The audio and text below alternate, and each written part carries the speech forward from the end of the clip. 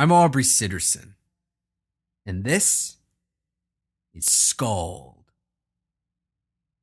You're listening to the only story that matters.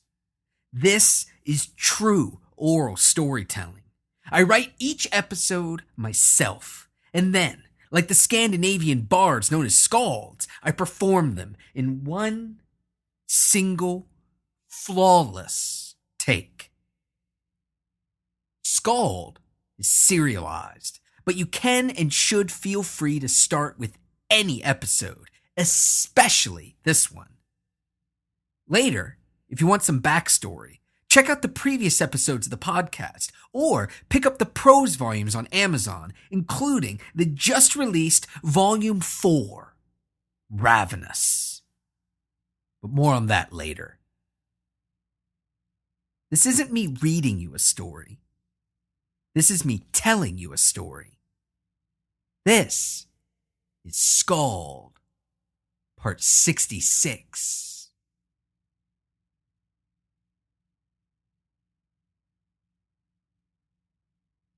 The colonel sat with his head in his hands, deep in thought. He thought about their crumbling walls, his crumbling walls, the walls he had sworn to defend. He thought about the people in his arrondissement, the one he had been born in, the one that was once considered central Ravenna, but as the years had gone by, as that once great city-state's borders had spasmed and contracted, as the wilderness had taken back what had been stolen from it, the colonel found himself living in an outpost, the outer reaches of Ravenna. He thought about what his arrondissement was, what it should be, what it had become, and the difference between the three. And then he scowled. And he thought about the centaurs. His pipe had long ago extinguished itself, left to sputter and to die as he and his small council turned their focus elsewhere. It had been left to dim and to fade, just as their arrondissement, just as they themselves had been left by the Lady of Ravenna, left by the city of Ravenna, left to fend for themselves against crushing odds, against the inevitability of barbarism. Though the pipe had gone out, though they had been left with little support, the hazy blue smoke still hung in the air, and they, the arrondissement's leaders, still gathered, planning, scheming, and preparing. My scouts saw them massing, as many of the savages as we've ever seen. His major, she spoke with force, with a grim demeanor and a wealth of regret. We can't hold them off. Not this time. The proctor in attendance, the one whose presence was mandated by the lady herself, as was mandated in all of the outer arrondissements. He scoffed. Nonsense. We have to hold them off. We have the walls, don't we? But now it was the major's turn to scoff. We have what's left of them. After repeated attacks, repeated bombardments, now we have the walls. Once the savages strike again, we'll have rubble. The proctor replied snidely, I thought that was what your job was, to prevent them from striking, to keep them away from the walls. The major began to rise from her chair, her countenance darkening. Do you know How many of my men have died trying? Do you know what it's cost us to defend ourselves from those savages? To defend you and your kind from the savages?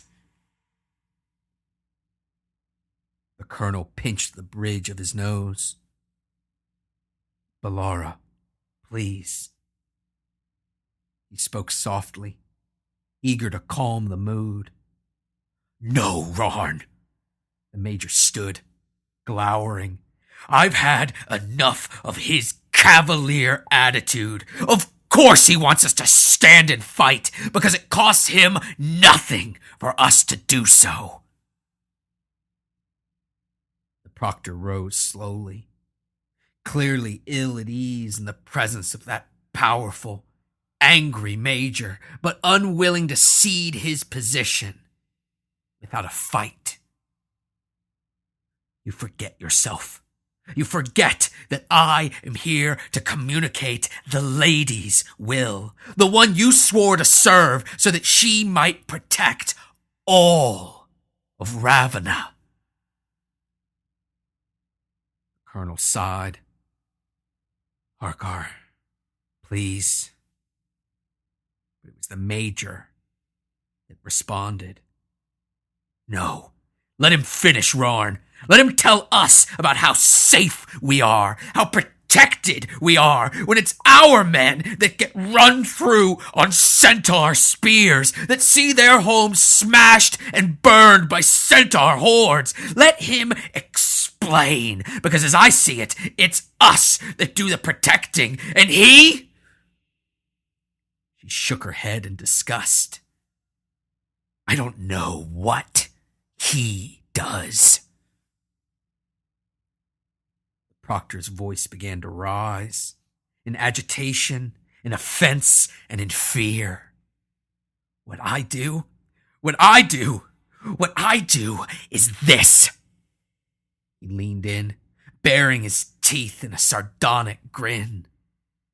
I tell you what to do, because you aren't fit for anything else but following orders. I tell you to hold the wall. Major was enraged, but she knew better than to strike a proctor, to strike anyone in the colonel's quarters. She threw her empty flagon to the ground. It's impossible. Impossible. We don't have the men, the supplies, or the weapons, and your lady has sent us nothing that we've requested. Proctor raised his arm, pointing menacingly at the major. You do not make requests of her. She makes demands of you, and she demands that you hold the wall, that you protect the fields and the pastures. Ravenna must eat. The major roared.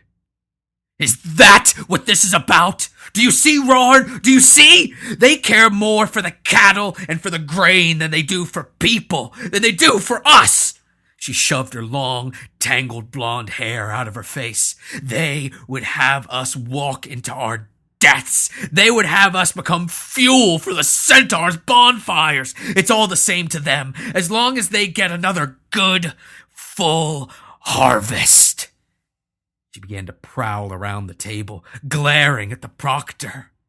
And you would go to the banquet, wouldn't you? Would you even get an invitation? Or would you just wait outside, hoping for scraps? The colonel saw the proctor panic, saw him reach for the cruel club they all carried at their sides, the ones they were given special dispensation to wear, even in the presence officers. The colonel saw the major grin, saw her lower her shoulder, saw her drop into a wrestler's stance, and he knew that he'd allowed them enough rope.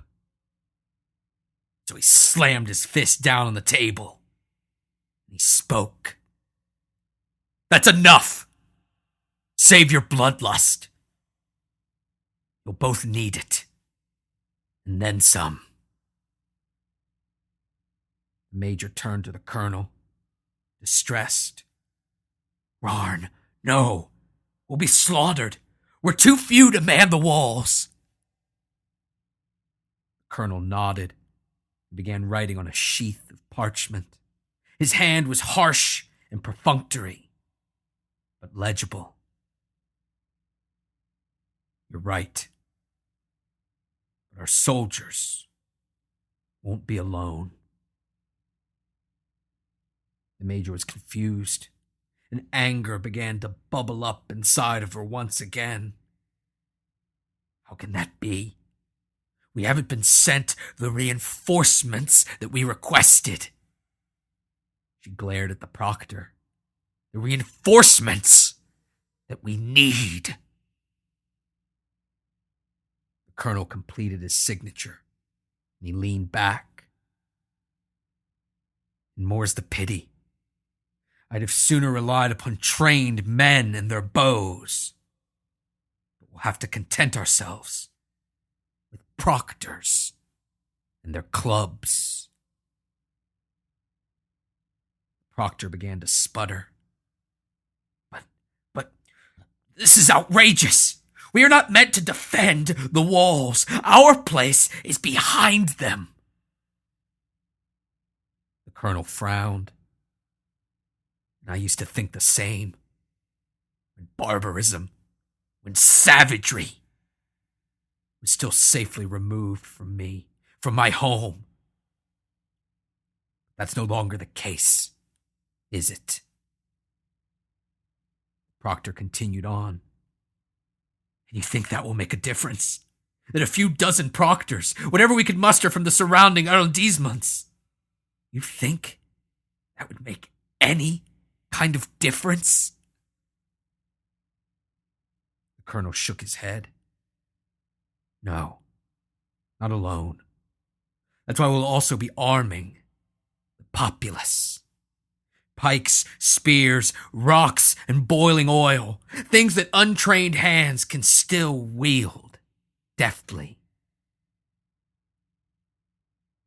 As the major began doing the math in her head, the dry calculus of men, supplies, and their enemies, the proctor spoke up once again. "Colonel, please, as much as I'd like to help, as much as I'd love to, you actually have no grounds to impress the proctors into service. You have no authority." The colonel chuckled and took back up his pipe, blowing on it gently, coaxing out the fire that had looked to all the world abandoned. "You're right. But you do." The proctor was confused. I don't understand." The colonel, puffing on his pipe, held up the parchment he had been writing upon. "This is a letter to your superior. I don't remember his name. You all come and go so quickly. But it will be sent to his office.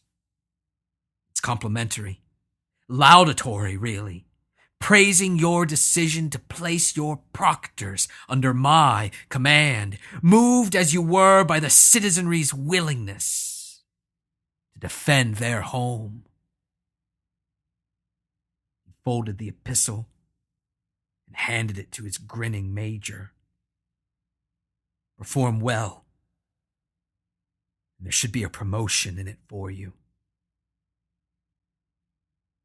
The proctor stared at the letter, the gears of his mind visibly turning, trying to determine if he could snatch it from her, if he could escape with it. "But I would never."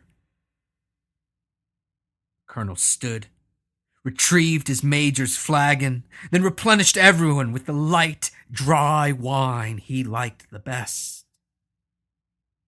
No, you most certainly wouldn't. That letter, and 4 more like it, will be sent. So even though you wouldn't, as far as all those outside this room are concerned, you already did. He gestured at both the proctor and the major to retake their seats. Now, your only choice is this. Will you conduct yourself like a coward or a hero? The proctor lowered himself back down into his seat, reluctantly, unable to believe his misfortune. But how can you know the citizens will serve? How can you know that they'll be willing to die for you? The colonel finished his flagon with a single, long pull. Because they won't be asked to die for me. They'll be asked to fight for your lady. He nodded at his major as she retook her seat. While sentiments toward her might have soured of late in the army, she is still rightfully beloved by her people. That will be enough for some. And the others? He refilled his flagon slowly, watching the wine splash against the side of that crude, hammered metal. They will fight for the same reason that I do. Not for cows or grain or commands or even honor, but because this is their home and they have nowhere else to go. The major, having completed her mental calculations, spoke up once again. We set the blacksmiths working tonight. We should have enough spears. And if we recruit from the neighboring arrondissements, we should have enough. The colonel grunted. Excellent. Make it so. But the major hesitated. Under normal circumstances, it would be reasonable to expect a high recruitment rate. She paused. And I take it. These are not normal circumstances. She frowned. You know they aren't, Rarn. The farmers can see the centaurs' camps. They can smell their cook fires, and they can hear their songs through the night. They're terrified, and they're tired. There's even been talk of surrendering, of working with the savages, of farming for them, supporting their campaign. This was too much for the proctor to bear. That's treason! Who are they? I would have their names. Finally, the colonel lost his patience with the proctor. To do what with? To throw into stocks, into cells, into gallows? You would cast away good men prior to a battle? You would sacrifice men for having the good sense to be scared, for looking out for their families? How foolish, how myopic are you?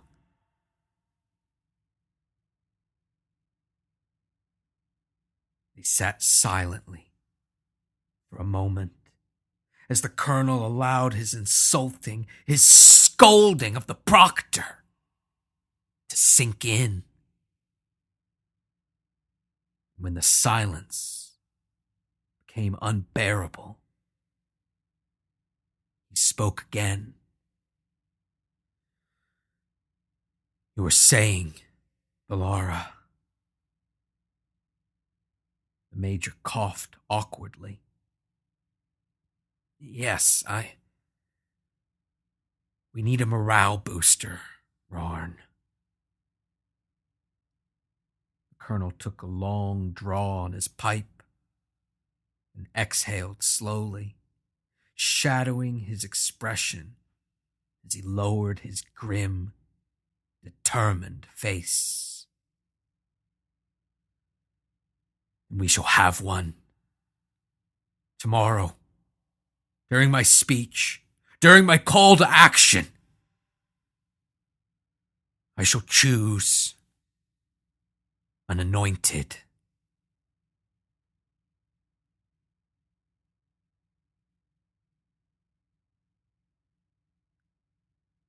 Jirok sat watching the Colonel's speech, moved, inspired, and miserable. He was there with his parents. They loved him. They loved him dearly, and they wanted the best for him. But they didn't understand. They had both been fighters. They had both been warriors. They had fought back the Centaur horde when they actually needed to travel to do so, years before they could be seen and heard from within the city, feasting and fighting throughout the night. Jirok was now 13 years of age. Jirok was a man. By age alone, he should have been considered a man, should have been considered able to fight and serve just as his parents had when they were his age.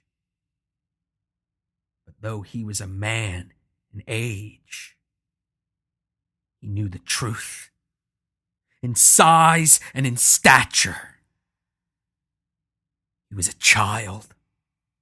His limbs were short and weak, his chest sunken, his head oversized, giving him a childish aspect that he could not shake no matter how hard he tried. And he tried. He tried exceptionally hard. He practiced at sword and at bow, at spear and at pike. He tracked his height and his weight, attempting to enlist upon the first day of every month after every month.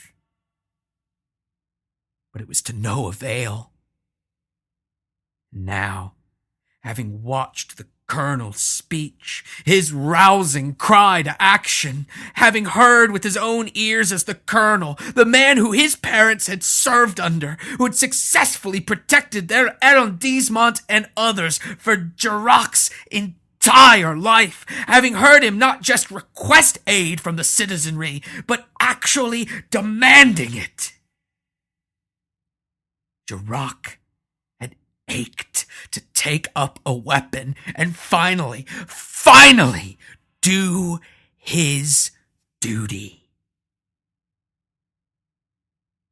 But though Jirok's hand was the first to rise, despite the objections of his parents, they who wished to shield him from the horrors they had seen, to deny him the glory they had obtained, to protect him from a future they thought he was ill-prepared to handle, though Jirok was the first to volunteer with no regrets and with no second thoughts,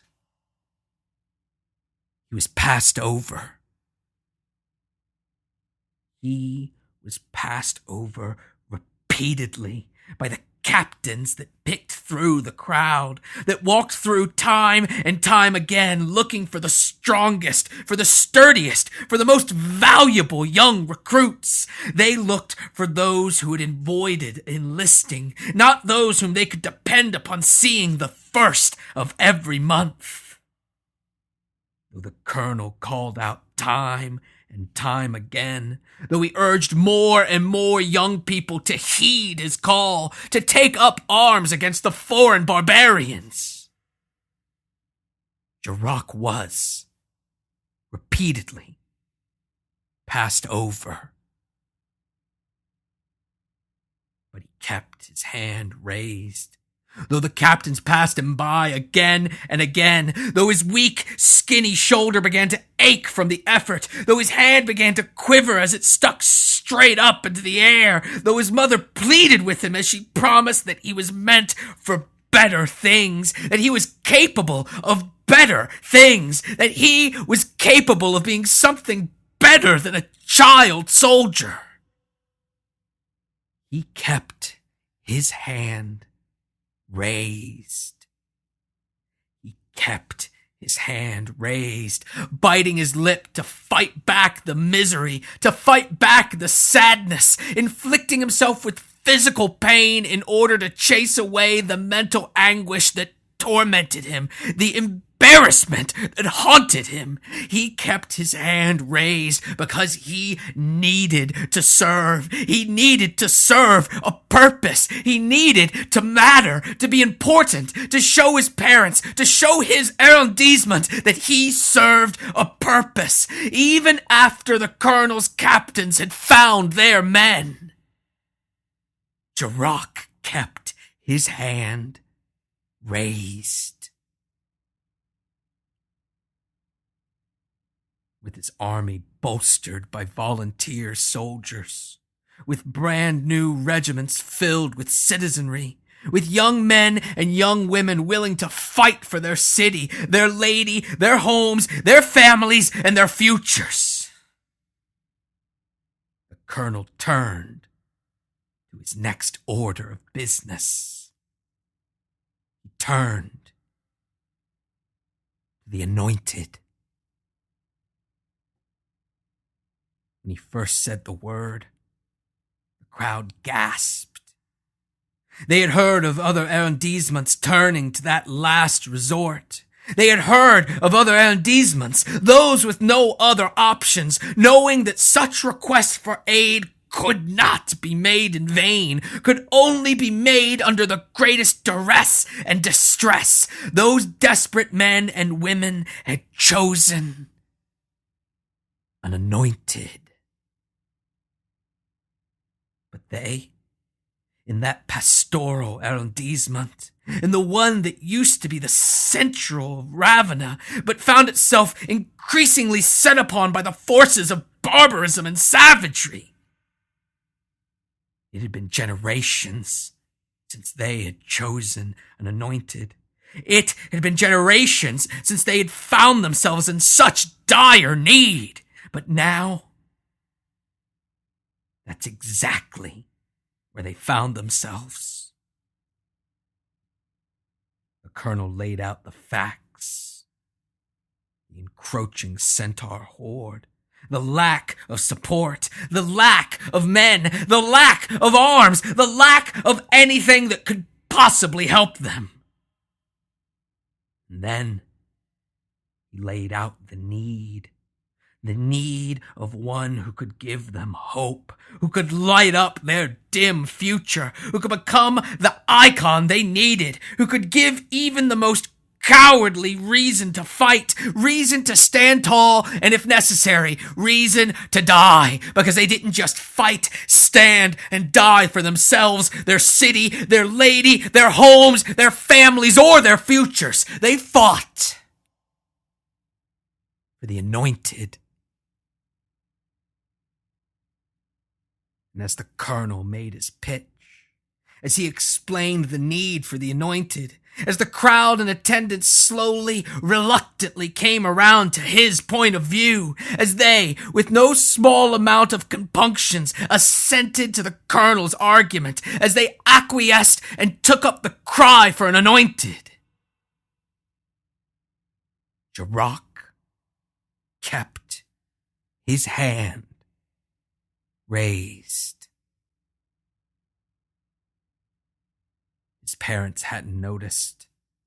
They were taken in by the colonel's oratorical force. They were bewitched and inspired by his speech, so they didn't notice that their son, Jacques, had kept his hand raised. They didn't notice until it was too late. until the colonel had already noticed himself, until he had alerted his captains, the ones who had once, twice, repeatedly passed Jacques over. Now, they came directly to him. They kissed him on his head. They spoke gentle words of thanks in his ears, and they lifted him up upon their shoulders. As they did so, the crowd exploded. They broke out in riotous chants, screaming Jacques' name. His parents, weeping, masked their tears with joy, joining in with the crowd's chants, allowing the pride they felt to drown out their sadness. And Jacques, knowing that he would finally serve a purpose. He was ecstatic.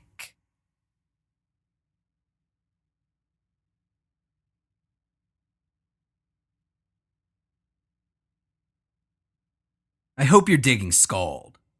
If you are, please help spread the word about the only story that matters by leaving a review on iTunes, Google Play, Stitcher, or perhaps all three. It doesn't even need to be long. You can keep it short and sweet, just like Mary did, saying, SKALD will easily leave you on the edge of your seat, wishing Aubrey didn't stop the story at such a great part. Listen and enjoy. Reviews are great, but they, frankly and unfortunately, they don't pay the bills. They don't help cover things like podcast and web hosting fees, or the copious amounts of time involved with putting this show together each and every week. But do you know what does? Patreon. Head to patreon.com/skald today. Then sign up, pledging whatever you think 4 brand new episodes of SKALD a month are worth. And then rest easy in the knowledge that you'll have become not just a fan of SKALD, but one of the show's patrons. I'll even call you Jarl if you want. Plus, if you sign up, there are some great rewards waiting for you. Check it out at patreon.com/skald. Every Tuesday, please talk about and plug SKALD online and in real life. This is the only way that I can get more listeners, which leads to more patrons and more SKALD. Also, make sure to hit up AubreyCitizen.com for links to everything, including SKALD, my wrestling talk show Straight Shoot, my comics work, bio, contact information, and more. Are you ready for 2 weeks in a row of completely self-serving plugs? Well, you better be, because this week I want to tell you all about SKALD Volume 4, Ravenous. This brand new volume, available on Amazon for only $2.99, collects chapters 49 through 64. That's right, it picks up right where the One True Collection and the previous 3 volumes left off. Pick it up now to help you catch up, or even just for an opportunity to appreciate SKALD in a different format. You can read along while you listen. Thanks for listening. I'll talk at you next week.